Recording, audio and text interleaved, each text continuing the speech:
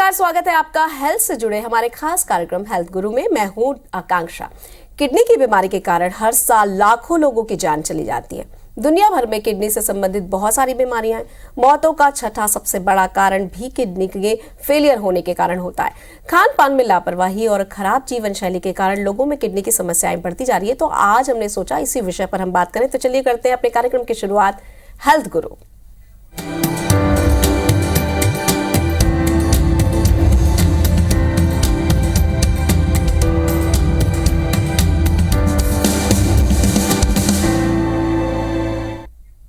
आज हम अपने कार्यक्रम में किडनी से जुड़ी हुई बीमारी, उसके बचाव और लक्षण के बारे में जानेंगे। तो चलिए कार्यक्रम की शुरुआत करते हैं। इस विषय पर अधिक जानकारी देने के लिए बतौर विशेषज्ञ हमारे साथ है मेडिशाइन हॉस्पिटल से डॉक्टर करण सराफ, डीएम नेफ्रोलॉजी। आपका बहुत बहुत स्वागत सर। नमस्कार जी सर। सबसे पहले तो ये जानना है आपसे कि किडनी सही रखने के लिए हमें क्या करना चाहिए। किडनी हमारे शरीर का एक बहुत प्रमुख अंग है। 2 किडनी होती है हमारे शरीर में, और सही स्वस्थ रखने के लिए जैसे आपने पूछा है जी, तो बेसिकली अगर हम लाइफस्टाइल की बात करें तो लाइफस्टाइल से रिलेटेड बहुत सारी चीज़ें हैं जिसमें हम चेंजेस करें और एक सही लाइफस्टाइल तो हमारी किडनी अच्छी रह सकती है। जैसे अगर कोई डायबिटीज़ का पेशेंट है तो वो अपना शुगर्स को कंट्रोल रखे। अगर कोई हाई बीपी का हाई ब्लड प्रेशर का पेशेंट है वो अपनी किडनी ब्लड प्रेशर कंट्रोल में रखे। खान पान में नमक का सेवन हम कम करें, और पानी की मात्रा बहुत इंपॉर्टेंट होती है। जो हम यूजुअली एटलीस्ट अगर हमारे को 1.5 से 2.5 लीटर के बीच में अगर हम पानी रेगुलर पीते हैं तो वो हमारे किडनीज़ के लिए बहुत अच्छा है। अदरवाइज़ हमारी लाइफस्टाइल में जैसे टोबैको है, स्मोकिंग है, अल्कोहल है, ये भी अगर हम बचें, इनसे अवॉइड करें तो वो भी हमारे ओवरऑल किडनी हेल्थ के लिए बहुत ज़रूरी होता है जी। डॉक्टर साहब, आपने कहा कि खान पान का तो हमें ध्यान रखना है, पानी का भी ध्यान रखना है। तो बहुत जगहों पर ये भ्रांतियां भी हैं कि गर्म पानी पीने से हमारी किडनी पर उसका इफेक्ट पड़ता है। तो क्या वास्तव में गर्म पानी हमारी किडनी को नुकसान पहुंचाता है? नहीं, ऐसा तो कुछ नहीं है। पानी के टेम्परेचर से किडनी के ऊपर तो कोई ऐसा इफेक्ट नहीं होता है। टेम्परेचर से रिलेशन नहीं होता है यूजुअली जी। जैसा कि आपने कहा कि 2 किडनी होती है, तो एक किडनी के खराब होने से भी क्या दूसरी किडनी के सहारे भी सरवाइव किया जा सकता है? जी बिल्कुल। यूजुअली अगर किसी पेशेंट में 2 किडनी है और किसी कारणवश अगर उसकी एक किडनी खराब हो रही है या खराब हो चुकी है, यूजुअली जिसमें मुख्यतः कारण होते हैं स्टोन्स, किडनी स्टोन्स का होना, जिसमें एक किडनी पूरी तरह से खराब हो सकती है कभी कभी। ऐसे केसेस में एक किडनी भी अगर पेशेंट को फुली फंक्शनल है तो वो अपनी पूरी लाइफ एक किडनी से वो पूरी नॉर्मल लाइफ जी सकता है वो अपनी जी। डॉक्टर साहब, क्रोनिक किडनी के जो लक्षण होते हैं वो क्या होते हैं? क्या किसको बोलते हैं हम chronic kidney? Chronic kidney disease हम यूजुअली ऐसे ये एंटिटी तब हम यूज़ करते हैं किसी पेशेंट के लिए जब उसकी किडनी की फंक्शनिंग पिछले 3 महीने से अफेक्टेड है, 3 महीने या उससे ज़्यादा से अफेक्टेड है, जिसमें उसकी किडनी कम काम कर रही है, जिसके उसके जो किडनी के पूरे फंक्शंस 3 महीने से अफेक्टेड हैं और कम काम कर रहे हैं, तब हम उसको बोलते हैं क्रोनिक किडनी डिजीज़। यूजुअली इसको भी हम 5 स्टेजेस में ही डिवाइड करते हैं, स्टेज 1, 2, 3 एंड 4 एंड 5।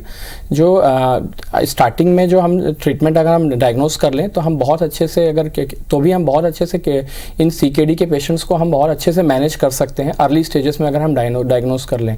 बट अगर हम पेशेंट हमारे पास एंड स्टेज में आता है जिसमें स्टेज 5 जिसको बोलते हैं, उस केसेस में यूजुअली या तो पेशेंट्स को ऐसे मतलब या तो डायलिसिस की जरूरत पड़ती है या फिर किडनी ट्रांसप्लांट की जरूरत पड़ती है जी। और डॉक्टर साहब, जब भी कोई बीमारी होती है ना तो वो कुछ ना कुछ लक्षण दिखाती है। तो जब किडनी खराब हो रही है या उसमें डैमेज हो रहा है तो ऐसे कौन कौन से लक्षण हमारे शरीर में नजर आएंगे जिससे हमें समझ जाना चाहिए कि अब किडनी पर इसका इफेक्ट हो रहा है?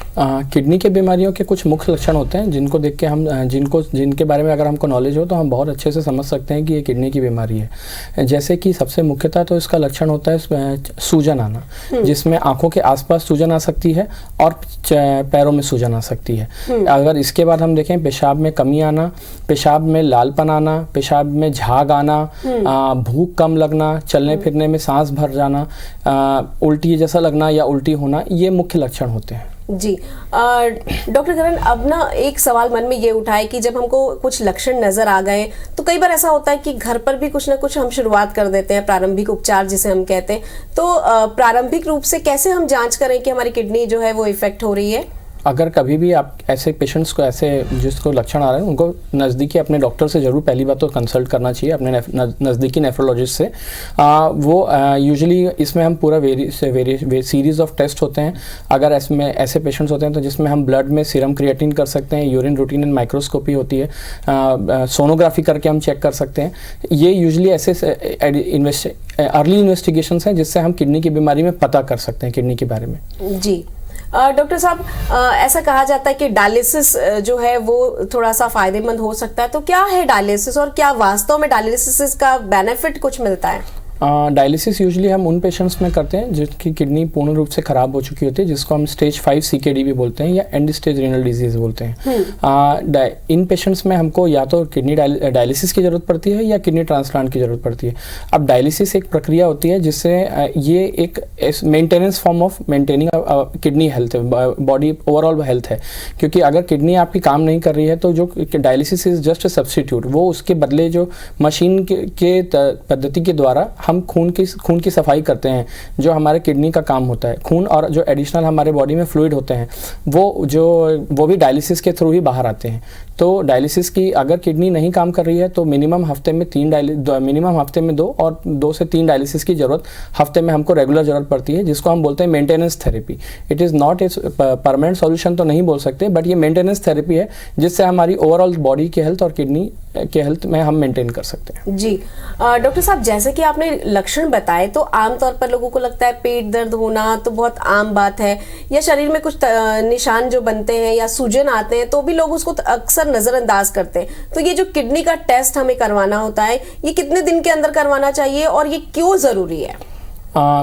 कितने दिन के लिए, अगर आप जैसे सवाल किया है, तो यूजुअली अगर हम हाई रिस्क ग्रुप्स देखें, जिसमें हाई रिस्क ग्रुप्स होते हैं जो यूजुअली जो डायबिटिक्स होते हैं, हाइपरटेंसिव पेशेंट्स होते हैं, एज अगर उनकी 40 से ज़्यादा है, तो इन पेशेंट्स को एटलीस्ट साल में एक बार तो अपने किडनी फंक्शंस चेक कर लेना चाहिए। जो पहले के कोई जिनके किडनी स्टोन्स की जिनकी हिस्ट्री है, जिनकी फैमिली हिस्ट्री है, जिनकी खुद की भी किसी को प्रीवियसली किडनी स्टोन हुआ है, वो अपने किडनी फंक्शंस चेक कर सकते हैं। जिनको खुद कभी किडनी कोई प्रॉब्लम पहले रही हो बट वो उससे रिकवर कर गए हो, वो भी अपने आप को रेगुलर बीच बीच में उनके किडनी फंक्शंस चेक करते रहना चाहिए। जी अच्छा, कैसे पता चलेगा डॉक्टर साहब की किडनी स्वस्थ है या नहीं? जैसा कि आपने कहा कि रेगुलर फंक्शनिंग का चेकअप कराएं, क्योंकि आमतौर पर जब तक लोग बीमार नहीं पड़ते वो डॉक्टर के पास जाते नहीं है। तो ये जो रूटीन चेकअप को अपने लाइफ में शामिल करना है, तो ये किस तरह से लोग कर सकते हैं? रूटीन चेकअप में जैसे सिम्टम्स के बारे में जैसे बताया, तो सिम्टम्स अगर हमको नॉलेज में है तो हम डेफिनेटली उससे तो अलर्ट रहेंगे ही। और अदरवाइज जैसे सीरम क्रिएटिनिन टेस्ट है, यूरिन माइक्रोस्कोपी टेस्ट है, ये 2 टेस्ट बहुत हेल्पफुल होते हैं। कभी भी साल में अगर हम एक बार भी कर लेते हैं तो भी उससे हमको क्लियर हो जाता है कि हमारी किडनीज कैसी हैं। जी डॉक्टर करण, अक्सर लोग ये कहते हैं कि लहसुन खाने से ना जो हार्ट की बीमारी है वो कम होती है, लेकिन हमने ये भी सुना है कि लहसुन खाने से किडनी पर भी इसका असर पड़ता है। तो क्या असर पड़ता है? ऐसा कुछ सिग्निफिकेंट इफेक्ट्स नहीं है, जितना मैं जानता हूँ, मेरी नॉलेज में है, ऐसा कुछ सिग्निफिकेंट इफेक्ट्स किडनी पे नहीं पड़ते हैं। जी अच्छा, तो घर पर जब हम किडनी की जांच करना चाहें, यदि हमको लगता है कि हम पहले देख लें कि हमारी किडनी स्वस्थ है या नहीं, तो क्या ऐसा कोई प्रयोग हम घर पर कर सकते हैं या फिर सीधे हमको डॉक्टर से ही सलाह लेनी चाहिए? घर पे हम सिम्टम्स देख सकते हैं, जैसे पैरों में सूजन आ रही है क्या भूख कैसी है हमारी, हमको चलने फिरने में, हमारी रूटीन में कोई चेंजेस आ रहे हैं क्या, हमारे खाने पीने में कोई चेंजेस आ रहे हैं कि नहीं, ये सब चीज़ें हम जरूर देख सकते हैं। बट ये बहुत कॉमन सिम्टम्स होते हैं, ये ज़रूरी नहीं सिर्फ किडनी डिजीज़ में ही ऐसे सिम्टम्स शो करें, ये तो अदर डिजीज़ेज़ में भी शो कर सकते हैं। तो इसलिए बेटर होगा अगर ऐसे कोई भी सिम्टम्स हमको मिलते हैं तो हम ज़रूर एक बार अपने नज़दीकी डॉक्टर से संपर्क करके अपने आप को एक बार जांच करवा लें। जी डॉक्टर साहब, जब पता चल जाए कि किडनी में काफ़ी ज़्यादा डैमेज हो चुका है तो ट्रांसप्लांट की तरफ लोग रुख करते हैं। तो ट्रांसप्लांट के लिए क्या क्या हमें बातें ध्यान रखनी चाहिए? किडनी ट्रांसप्लांट, जैसे कि फिर से मैं बोल रहा हूँ कि एंड स्टेज जब पेशेंट आ जाता है जिसमें स्टेज 5 होता है तभी ज़रूरत पड़ती है। और आई थिंक किडनी ट्रांसप्लांट एक सबसे अच्छा ऑप्शन है ट्रीटमेंट का, जिसको किडनी फेलियर जिस पेशेंट्स जो होते हैं बेस्ट ऑप्शन है। डायलिसिस के कंपैरिजन में यूजुअली लोग पूछते हैं कि क्या किडनी ट्रांसप्लांट बेटर है कि डायलिसिस बेटर है, बट सबसे बेस्ट मोड ऑफ ट्रीटमेंट तो किडनी ट्रांसप्लांट ही है। डायलिसिस एक मेंटेनेंस थेरेपी होती है जो हमारी बॉडी को मेंटेन करके रखती है, जिसमें हमको आपको मिनिमम हफ्ते में 2 बार डायलिसिस करवाना ही पड़ता है, और उसमें डायलिसिस कराने के भी के बाद भी हमारा सीरम क्रिएटिनिन कभी नॉर्मल नहीं होता है, वो हमेशा एक हायर रेंज में मेंटेन रहता है, जो कि बॉडी में over a long period of time वो बॉडी को धीरे धीरे करके डैमेज करता रहता है। बट किडनी ट्रांसप्लांट एक natural form of natural procedure है, जिसमें एक हमको हेल्दी ऑर्गन हमारे जो फर्स्ट डिग्री रिलेटिव्स होते हैं उन्हीं से ही हम लेते हैं और किडनी ट्रांसप्लांट करते हैं, तो वो एक नेचुरल ऑर्गन की तरह हमारी बॉडी में वर्क करता है, और जैसे नेचुरल किडनीज हमारी वर्क करती हैं उसी की तरह वर्क करता है, जिससे हमारी overall quality of life improve हो जाती है, हमारा ऑलमोस्ट नियर नॉर्मल लाइफ वापस आ जाती है, जैसे हम पहले बिफोर किडनी प्रॉब्लम्स जैसे हम एक नॉर्मल लाइफ जीते थे वो हो जाता है। और जैसे डायलिसिस के पेशेंट में बहुत सारी तरह से रिस्ट्रिक्शंस होते हैं, जैसे पानी कम पीना पड़ता है, नमक का सेवन कम करना पड़ता है, बहुत सारे फूड रिस्ट्रिक्शंस होते हैं, फ्रूट्स रिस्ट्रिक्शंस होते हैं, तो ये सब रिस्ट्रिक्शंस भी हम धीरे धीरे करके ट्रांसप्लांट के पेशेंट्स के बाद ये सब रिस्ट्रिक्शंस की ज़रूरत नहीं पड़ती है, तो वो बेसिकली अपने नियर नॉर्मल लाइफ जीते हैं, और क्वालिटी ऑफ लाइफ ज़्यादा अच्छी है किडनी ट्रांसप्लांट पेशेंट्स जी। फिर भी लोगों के मन में ये भ्रांति है या फिर एक भय होता है कि ट्रांसप्लांट के बाद भी वो सक्सेसफुल हुआ या नहीं। जो लोग ट्रांसप्लांट के लिए रेडी होते हैं, कई बार वो मेंटली प्रिपेयर नहीं हो पाते, एंड टाइम पर वो मुकर जाते हैं, तो ये ट्रांसप्लांट कितना सेफ है सर? ट्रांसप्लांट बहुत ही सेफ प्रोसीजर है, और ये ट्रांसप्लांट आज से नहीं हो रहा है। जो हमारे ओवरऑल जो सबसे फर्स्ट ट्रांसप्लांट हुआ था वो 24 दिसंबर 1954 को हुआ था, और आज से तब से लेकर आज तक लाखों ट्रांसप्लांट हो चुके हैं, और वो सभी ट्रांसप्लांट सक्सेसफुल ही रहे हैं, जिसमें पेशेंट की life, quality of life improve होती है। हाँ, ये है कि इसमें बहुत सारी चीज़ों का ध्यान रखना पड़ता है, जैसे पेशेंट हमारा फर्स्ट डिग्री रिलेटिव भी होना चाहिए, जिसमें हमारे माँ बाप, भाई बहन, पति पत्नी या बच्चे हो सकते हैं, और कुछ स्पेशल सर्कमस्टांसेस में कुछ सेकेंड डिग्री रिलेटिव गवर्नमेंट की तरफ से जो नॉर्म्स हैं उसमें अलाउड रहते हैं।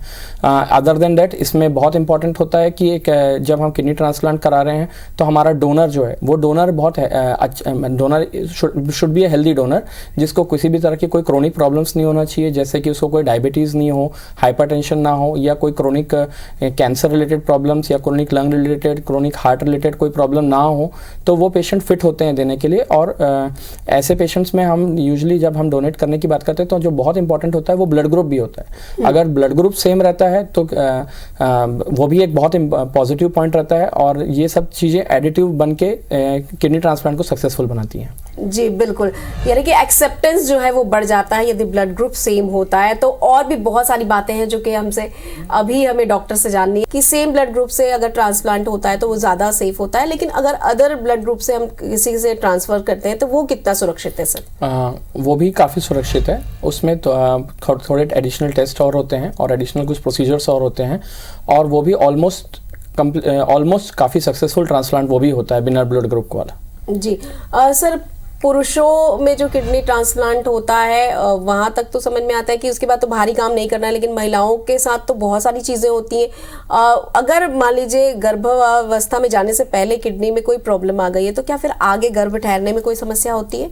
अगर पेशेंट फीमेल है और पहले उनको प्रेगनेंसी नहीं हुई है और उन किडनी ट्रांसप्लांट के लिए गई हैं तो वो किडनी ट्रांसप्लांट कराने के बाद जैसे जैसे धीरे धीरे उनकी किडनीज नॉर्मल फंक्शनिंग में लौटती हैं वापस, और एक समय निकल जाता है करीब 1 साल या उससे करीब 2 साल तक का समय, अगर हम सब अच्छा चलता रहता है जिसमें पूरा उनका किडनी फंक्शंस नॉर्मल रहते हैं और वो अपनी रूटीन में लाइफ में वापस आ जाती हैं, तो वो डेफिनेटली एक समय के बाद अपनी प्रेगनेंसी प्लान कर सकती हैं। जी डॉक्टर साहब, ट्रांसप्लांट की यदि हम बात करते हैं तो ट्रांसप्लांट के बाद हमें किन किन बातों का विशेष ख्याल रखना चाहिए? किडनी ट्रांसप्लांट के बाद बेसिकली हम जो विशेष ध्यान रखने के लिए बोलते हैं पेशेंट्स को, वो थोड़ा सा बाहर के खाने पीने का परहेज रहता है, जिसमें आप घर का खाना खाएं, गर्म खाना खाएं, ताज़ा खाना खाएं, ये रहता है। बाहर की चीज़ें अवॉइड करें। दूसरा, बाहर के जो एनवायरनमेंट है कहीं अगर कैसे बहुत ज़्यादा धूल मिट्टी ऐसी जगह पर ऐसे कम जगह जाएं, और अपने आप को हमेशा मास्क लगा के रखें जहाँ पर बाहर जो यूजुअली जाना पड़े, तो वो स्टार्टिंग में ज़्यादा ज़रूरत पड़ता है, धीरे धीरे करके वो भी हम लिमिट कर सकते हैं। तो ये बेसिक कुछ परहेज हैं जो ध्यान रखना पड़ता है, और जो इसके अलावा होता है कुछ दवाइयाँ जो चलती हैं उसको नियमित रूप से लेना रहता है। बाकी मोस्ट ऑफ द टाइम हम इसके अलावा नॉर्मल लाइफ जी सकते हैं। जी बिल्कुल, यानी कि ट्रांसप्लांट के बाद एक नॉर्मल लाइफ आसानी से व्यक्ति जी सकता है। डॉक्टर साहब, किडनी पर बाहरी खाने का कितना इफेक्ट पड़ता है, क्योंकि अक्सर लोग कहते हैं कि बाहर का खाने से बहुत बुरा असर पड़ता है किडनी पर, इसमें कितनी सच्चाई है? इसमें आई थिंक जैसे कुछ ऐसे कुछ फैटी फूड्स और सॉल्टी फूड्स हैं, डेफिनेटली उसका लॉन्ग टर्म पे इफेक्ट्स है, क्योंकि वो अल्टीमेटली ब्लड में कोलेस्ट्रॉल का लेवल बढ़ाना और हाइपरटेंशन जो हमको होता है उसके लॉन्ग टर्म इफेक्ट्स किडनी पे दिखते हैं, तो डेफिनेटली उसके इफेक्ट्स हैं। कुछ ऐसे चीज़ें होती हैं जो अदर जो चीज़ें होती हैं जो हम यूजली देखने को मिलता है, तो ऐसी चीज़ें भी होती हैं जो नुकसान कर सकती हैं, बट ऐसा बहुत कम होता है कि पेशेंट कोई डायरेक्टली कोई ऐसी चीज़ ले ले और तुरंत नुकसान करे, कुछ ऐसे कम ही देखने को मिलता है ऐसी चीज़। जी, और मतलब बाहर का खाना उतना असुरक्षित नहीं है जितना हमें लगता है, लेकिन सर बहुत सारे लोगों की आदत होती है ना, बात बात पे वो दवाइयाँ खाते हैं, तो कई बार बहुत ज़्यादा दवाई खाने का असर भी हमारी किडनी पर पड़ता है, तो क्या वास्तव में ये हानिकारक है हमारे लिए? बहुत ज़्यादा दवाइयों में ऐसी दवाइयाँ जो किडनी को नुकसान करती हैं, जैसे कि पेन किलर्स, वो तो डेफिनेटली अगर कोई बहुत अनरेगुलेटेड वे में खा रहा है, डॉक्टर्स की सलाह के बिना खा रहा है और अपने हिसाब से ले रहा है, ओवर द काउंटर जाके ले रहा है, तो और ये इसका डेफिनेटली काफ़ी इफेक्ट है किडनी पे। और अदर देन डैट कुछ ऐसी एंटीबायोटिक्स हैं और भी कुछ चीज़ें हैं जो किडनी को नुकसान कर सकती हैं। तो बेसिकली अगर हम यही बोलें कि अगर डॉक्टर की सलाह हो तो आप लीजिए, अपने तरफ से ऐसी कोई भी दवाई ना लें जो किडनी को नुकसान करे। जी सर, हमने ये भी सुना है कि जो डायबिटिक पेशेंट होते हैं उनकी किडनी पर बहुत ज़्यादा इफेक्ट होता है, कुछ भी वो खाते हैं तो किडनी पर सबसे पहले असर होता है, क्या वास्तव में ऐसा होता है? जी डेफिनेटली, हमारा इंडिया तो डायबिटीज़ का कैपिटल है वर्ल्ड में, ये तो हम सब जानते हैं। और जो डायबिटिक किडनी डिजीज़ है वो इंडिया में नंबर 1 कॉज है, जिसमें मैक्सिमम लोगों की आज इंडिया में जो किडनी ख़राब हो रही है वो डायबिटीज़ की वजह से ही ख़राब हो रही है। तो डायबिटीज़ में खान पान का इंपॉर्टेंस है डेफिनेटली। अगर हम अपने शुगर को कंट्रोल रखते हैं over a long period of time तो हमारा किडनीज हमेशा सुरक्षित रहेंगी।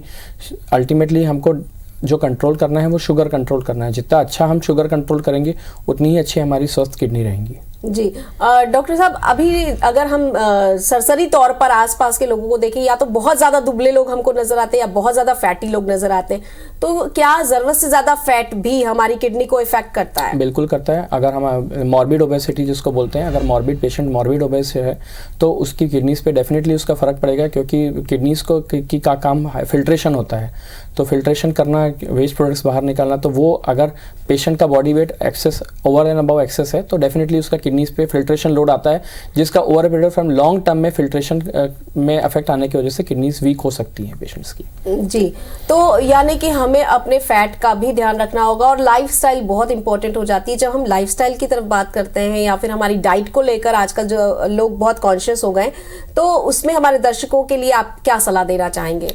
लाइफस्टाइल में मैं यही बोलूँगा कि टोबैको, स्मोकिंग, अल्कोहल से बचें, पानी ज़्यादा पिएं, नमक का सेवन कम करें, ऊपरी नमक जो होता है वो तो और कम, बिल्कुल ना के बराबर ही रखें, बीपी अपना मेंटेन रखें, ब्लड प्रेशर मेंटेन रखें, डायबिटीज़ कंट्रोल में रखें, थोड़ा एक्सरसाइज भी हमारी बॉडी रेगुलर लाइफस्टाइल में आए तो अच्छा है, और स्ट्रेस मैनेजमेंट में भी हम अपना ध्यान दें। जो बहुत स्ट्रेसफुल हम होते जा रहे हैं आजकल अपने काम को लेके, उसमें भी अगर हम मैनेज करें तो हमारे ओवरऑल किडनी हेल्थ पे भी उसका इफेक्ट है। जी डॉक्टर साहब, जैसे कि आपने बताया कि हमारी बॉडी में 2 किडनियां हैं, तो किडनी से रिलेटेड और कौन-कौन सी समस्याएं होती हैं जिसका सामना लोगों को करना पड़ता है, और क्या वो वास्तव में दूसरे और तरह के लक्षण भी दिखाती हैं? किडनी से रिलेटेड और जो समस्याएं जैसे आप पूछ रहे हैं, तो किडनी दूसरे ऑर्गन्स की बीमारी की वजह से भी अफेक्ट हो सकती है, जैसे कि किसी हार्ट की प्रॉब्लम्स से भी किडनीज में अफेक्ट आ सकता है, लिवर के प्रॉब्लम्स में भी आ सकता है। तो यूजुअली ये फिर वो सिम्टम्स किडनी से, लिवर और हार्ट से रिलेटेड भी हो सकते हैं, बट जिसका लॉन्ग टर्म में किडनीज पे भी इफेक्ट आता है। अदर देन डैट जो सिम्टम्स मैं बताया हूँ वो यूजुअली वो सिम्टम्स कोई किडनी की कोई दूसरी बीमारी भी होती है उसमें भी यूजुअली सिम्टम्स ऐसे ही प्रेजेंटेशन होते हैं। जी डॉक्टर साहब, कई बार किडनी में स्टोन की समस्या भी सुनने को मिलती है कि किडनी में स्टोन हो गया, तो ये तो हम मान के चलते हैं कि पानी की कमी की वजह से होता है। क्या किसी और कारण से भी ये किडनी पर इफेक्ट डालता है, और किडनी में अगर स्टोन हो रहा है तो क्या ये वास्तव में किडनी को डैमेज करेगा? किडनी में स्टोन है और किडनी में उसका अनट्रीटेड वे में जा रहा है पेशेंट, अगर पेशेंट उस चीज़ में ट्रीटमेंट नहीं ले रहा है तो लॉन्ग टर्म में किडनी स्टोन्स किडनी को डैमेज करते हैं, और ये definitely one of the major causes of kidney damage in India and across the world है।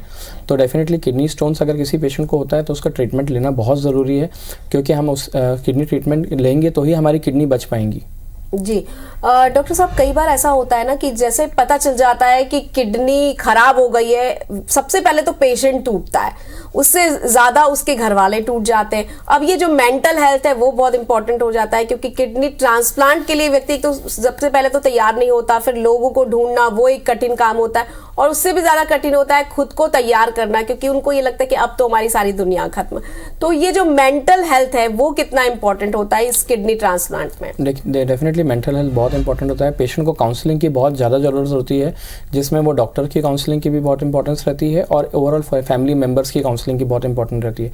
एक पॉजिटिव सपोर्ट अगर पेशेंट को मिलता है तो डेफिनेटली वो अपना माइंड मेकअप कर सकता है किडनी ट्रांसप्लांट के लिए। और मैं डेफिनेटली आपको एक बात बताना चाहूँगा, जहाँ तक ये मेंटल इश्यूज़ तो हम ऐसे मैनेज कर सकते हैं, बट यूजली फाइनेंशियल इश्यूज़ भी होते हैं पेशेंट्स को, जिसमें कॉस्ट के लिए पेशेंट्स हमेशा परेशान रहते हैं। बट अगर आप देखेंगे तो kidney transplant is more cost effective than kidney transplant than dialysis, because dialysis अगर एक लाइफ लॉन्ग थेरेपी आप लेते हैं तो लाइफ लॉन्ग थेरेपी में जो डायलिसिस का कॉस्ट आपको पड़ता है उससे बहुत कम खर्चे में किडनी ट्रांसप्लांट हो जाता है, जो कि वन टाइम आपको लगता है। तो वो भी एक बहुत अच्छी चीज़ है कि जिसमें हम पेशेंट्स को डायलिसिस से ना किडनी ट्रांसप्लांट के लिए ज़्यादा इंकरेज करें, और मेंटल सपोर्ट डेफिनेटली फैमिली का भी मिलना चाहिए और डॉक्टर्स का भी मिलना चाहिए उसको। जी, इतनी महत्वपूर्ण जानकारी देने के लिए और ये बताने के लिए कि ट्रांसप्लांट बहुत सेफ है, इसके लिए आपका बहुत बहुत शुक्रिया। दर्शकों, हम आशा करते हैं कि यदि किडनी से रिलेटेड किसी समस्या से आप जूझ रहे हैं या आपका कोई परिचित जूझ रहा है तो आप उन तक ये जानकारी जरूर पहुंचाएंगे। किसी और विषय के साथ होगी आपसे मुलाकात, तब तक कीजिए थोड़ी सी प्रतीक्षा, थोड़ा सा इंतजार। नमस्कार।